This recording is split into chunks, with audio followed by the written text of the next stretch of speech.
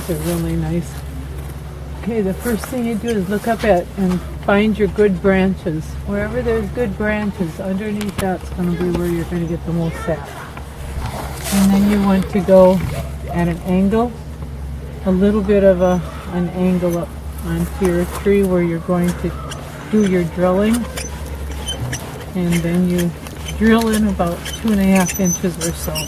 You have to be going through the cambium. That's where the life of the tree is, in that cambium layer. And then you can back your drill out a little bit. And sometimes you want to go in again. You can see that it's all wet, so you can see the sap's running already here. You can see, look at that water, that's the sap running today. And then that's where the sap is going to be running.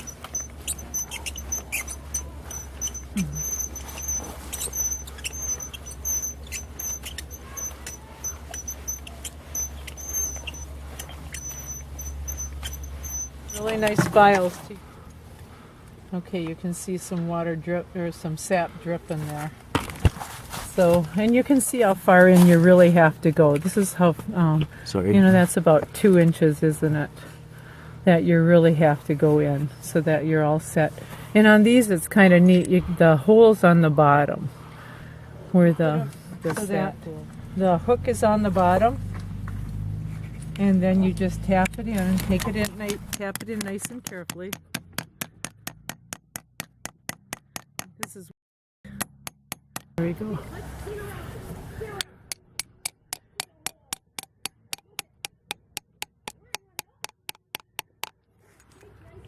Careful, and you can see where that little knob is. You have it in far enough then. And then you can see it's still running a little bit today. So then you put your pail underneath and you're ready to go until you have all the sap for the whole season.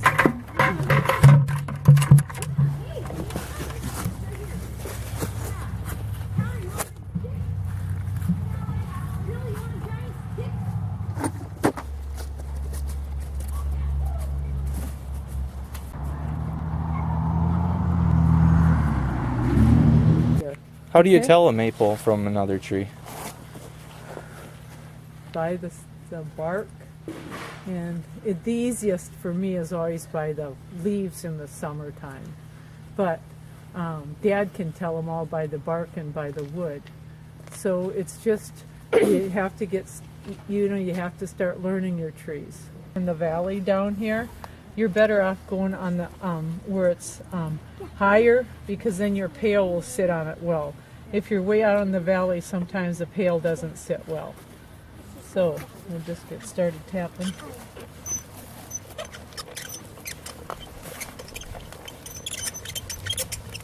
You can see we're just in the bark. Now we're starting to get into the cambium layer. You can see the difference in the color of the wood as it comes out.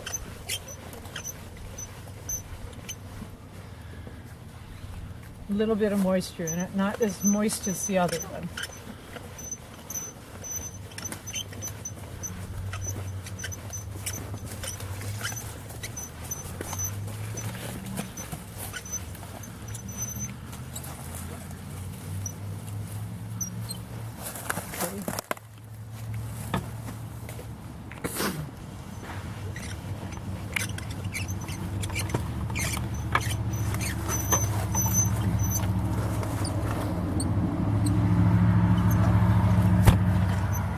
Okay, you can see that moisture on the drill again, so you know that it's running puddle, and then you'll be able to get it. And go until that it hits that white, the little knob, and then we're ready to put the tap in.